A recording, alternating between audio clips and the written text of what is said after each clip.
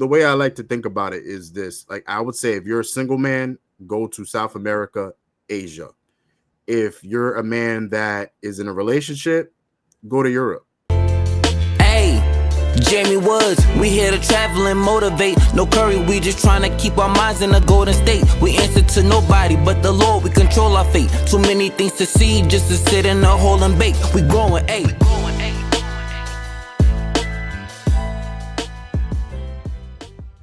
But Passport Pro, so what would you say is the worst place you've ever been to, and why? The worst? Yeah. Probably Eastern Europe. Wow. I didn't really have the best time. I mean, I hooked up with like local girls there. Like when I was in Poland, I met a girl from Belarus and we kicked it for like 2 days. Normal girl. You actually went to Belarus? No. She was from Belarus, but I met her in but she was in Poland. Poland. Yeah, I met her in Warsaw. So we kicked it for a couple of days, and that was cool. And then I went to Budapest, Hungary. That was okay. There's a lot of like really obnoxious bachelorette parties happening there. I don't know why. So it was okay. I mean, none of these places are like South America. Like you're never going to get that in Eastern Europe. But I'd say like the most disappointing place that I've been to was probably Albania, because I thought it was because Dua Lipa's from Albania. Yeah, So that's what I was gonna say. I was like, man, Dua Lipa's out there, man. I don't know, like. I thought there was going to be a bunch of baddies, and I went to this place called 𝐾𝐨𝐬, 𝐾𝐸, and they're like marketing it as Maldives of Europe. So I went there, and it was nice, but it was mostly for couples. And Albanian girls are like a little bit standoffish. So the place looked nice, but the culture wasn't that warm and friendly. And for instance, like when I went out to a club and there was this like, it was like 80% dudes, like just standing at their tables drinking, like they looked really serious. You'd see a girl here and there, but they were with a group of guys. So I'd say it wasn't really a good pickup spot. If you have a girlfriend, bring her there. It'll be nice. But for like our type of travel, I don't think that's a spot. Well, the way I like to think about it is this. Like, I would say if you're a single man, go to South America, Asia. If you're a man that is in a relationship, go to Europe. You know, because I went to Europe when I was dating my Russian ex. We went to Europe and I had a fantastic time because I think that's what Europe is kind of made for. It's made for like romantic getaways, family trips. That's what Europe is best at. However, if you're the type of guy that's single, ready to mingle, you're trying to live your best life, South America and Asia are the spots for you. You know, I can't really talk about Eastern Europe. I've never been to Eastern Europe. I heard good things, or mixed reviews, I should say. But it's interesting to hear your perspective on that. But it actually leads me to a video that I saw of yours recently that I thought was fascinating. And that is, I think you had said, I don't know if it's word for word what you said, but you said that Europe is cooked. Yeah. So what do you mean by that? All right, man. That might be a little bit of an exaggeration just to like, grab people's attention. I mostly talked about the Eastern European countries that I went to. So talking about Poland, there's like huge scams in the strip clubs. I actually didn't go because I heard about so many horror stories. But as I was walking down the street or in one of the main streets in Krakow, Poland, I was approached by a bunch of girls trying to get me to go in the club. But I already done research and I looked on Reddit, and there were a bunch of guys complaining about being scammed out of like thousands of dollars and having their accounts drained. So the strip clubs there are like a total scam, and the mob, supposedly they spike your drink. You open a bottle of champagne, you run up a tab of like a couple €1,000. The next thing you know, there's like a big bouncer. He's like, put your ATM card, put your PIN in, and then your account's like drained, or like thousands of dollars or euros are deducted from it in the morning. And the police know about it and they don't do anything. So that's why I avoided any proactivity in Poland. I avoided. Actually, I avoided it in Romania too. Where else? Samuel. I did get lucky in Budapest though, because I happened to meet a porn star, or an OnlyFans / porn star, and she was totally cool. We kicked it for like a couple hours, and that was a fun time. But other than that, uh, the travel in Eastern Europe was kind of dull. I did like Ibiza though.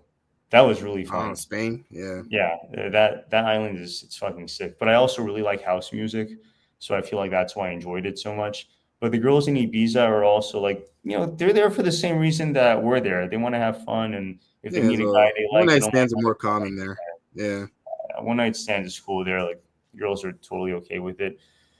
There is some proactivity in Ibiza, but you shouldn't have a hard time like getting a regular girl there. It's like the same as like girls that go to Vegas. They go there to get laid. Uh, so Ibiza was cool, and I might make a follow up video on the Europe is cooked, but there's still 3 cool places to go to. So I mean, I I might. was going to ask you about what were the actual spots that are not cooked, because I All would right, all love to right. hear about that. But I don't know if I don't know if you want to spoil the video. But then again, this video might drop after that video drops. So No, I don't yeah. mind. Okay, so Ibiza for sure. Vienna, dude, the girls in Vienna are fucking hot, man. Like really hot. Was it Austria? Yeah, Austria. In Vienna, they have like long dark hair and like blue eyes. And like pale skin, like light skin. They were beautiful. Unfortunately, I didn't spend enough time there to get to be intimate with one, but from what I saw, they were definitely stunning. And then I'd say Germany. Also, Germany for Germans are very open minded and cool. At least the ones that I met, they also really like Americans. I'd say those are more like the liberal Germans. And then also, proactivity is pretty common in Germany. So if you're I gonna go for heard that, that it's wild over there with the pro scene in Germany. I didn't know that. yeah, they have these things called FKK sauna houses. So basically, you go to one of these houses, they give you a robe that you can change into. You pay an entrance fee. It usually comes with like 2 beers or something. Some places also have like a buffet if you want to eat. But you go in after you change in your robe, and there's a bunch of girls just like hanging out, like, 20, 30 girls. And yeah, you just go in with your robe, you vibe with one, and then you guys can go in a room, pay the girl whatever, usually like 100 euros to 150. One of the most famous ones is FKK Sharks, and it's in Frankfurt. No, it's a 40-minute train ride from Frankfurt. So if anyone's interested in that, that's a spot to go to in Germany. Yeah. Yeah, I did not know that, man. I didn't know Germany got down like that. But I also would include, I mean, you might disagree, I'm not sure. But what would be the last spot before I get to my spot? Because I think there's Like like the another last spot. Yeah. cool spot in Europe. I'll have to follow up on that because I'm actually going to go back and meet my buddy. We're going to Sardinia for Ferragosto. It's like a festival in Italy. So and Sardinia is one of the party islands. Then we're going to go to Mykonos too. So we're going to go to those 2 spots, and I'm sure those are going to be cool. So if I have a follow-up video, I'm probably going to mention one of those spots in it. I don't know if you've been to Spain, but I love Spain. Yeah. Maybe I know in certain places Spain isn't really the best place to date, but there are certain parts of Spain that are amazing if you're trying to find like a regular chick. I would say the Andalusia, so the south of Spain, that region with Seville, all that dope ass chicks over there. Barcelona, if you're into like international, like if you're into like a bunch of European girls, go to Barcelona, because Barcelona, to me, the way I look at it, is kind of like the Miami of Europe. So you have everybody there. In fact, I met a dope ass German girl in Barcelona, because you have a bunch of Germans and French people and a lot of that in Barcelona. Madrid is more like if you want like a beautiful local Spanish woman, but of course you do have a lot of Latin Americans all around Spain. So if you're looking for Argentinian girl, Colombian, Dominican, a lot of Dominican women in Spain, go to Spain. Like Spain's very diverse when it comes to that. But I don't know if you've been to Spain, but I would put it up there as well. Yeah, I've been to Barcelona. I've been a couple of times, and the girls there are like really cool. Like, there's a very big party culture there. They stay up till like 5 or 6 in the morning. You know, Yeah, it's similar whatnot. to Rio, I guess, in that regard, where Rio's the same way. You'll be partying at 5, 6 o'clock, 7 o'clock in the morning, go to the beach to watch the sunrise. Is that type of a vibe in Yeah. Barcelona, but yeah. So I have one final question for you, Passport Pro. Like, it's almost like I didn't want this interview to end because this hour just passed by very quickly. Yeah, it did go Uh, by pretty quick. but so why should men travel overseas? Travel overseas for a few different reasons. I think one of the big reasons for me was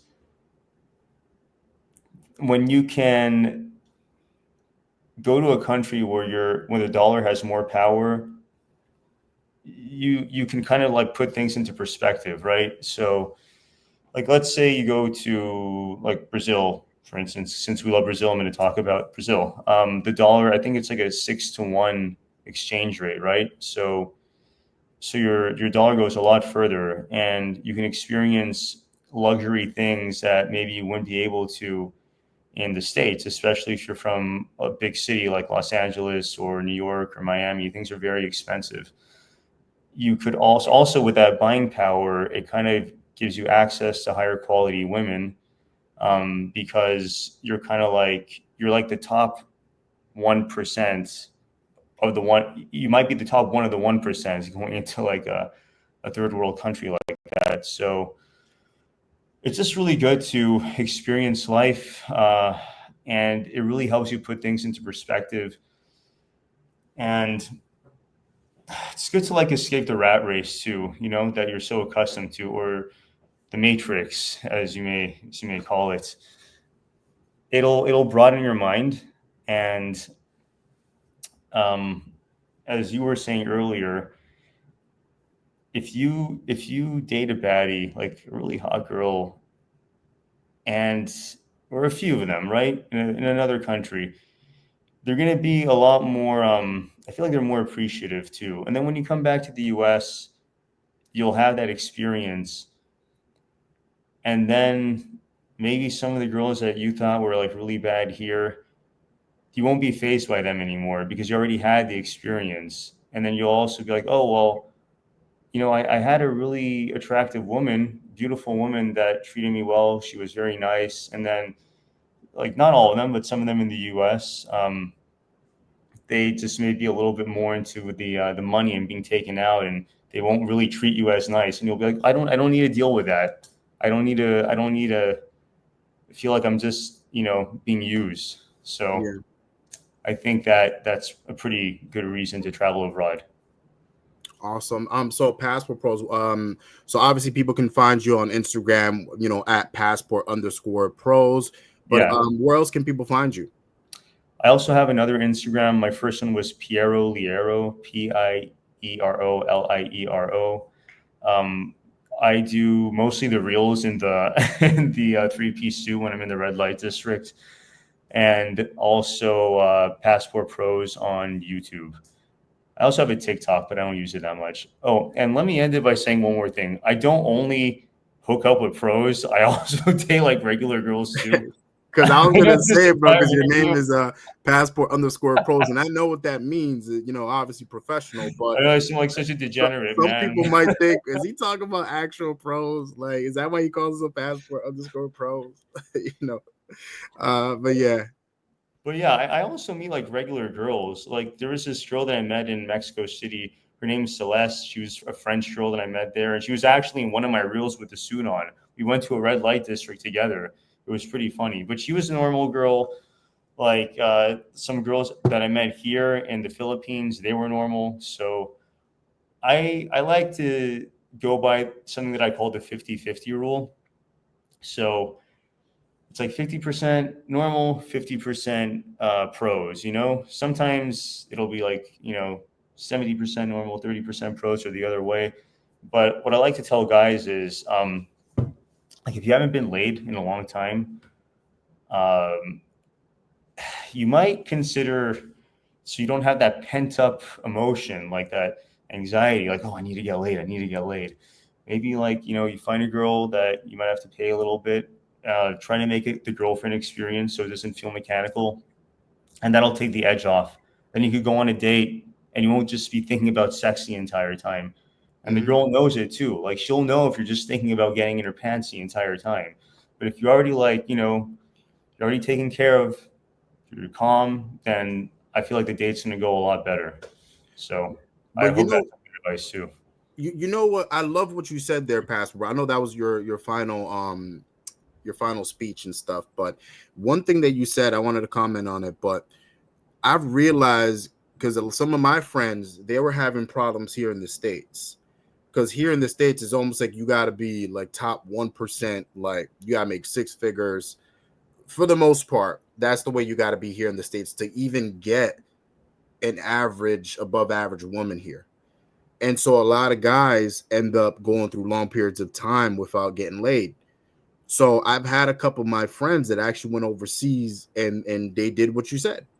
And believe it or not, like, if you do things like that in moderation, now I'm not saying that to do it every day, 3 times a day, like some people do.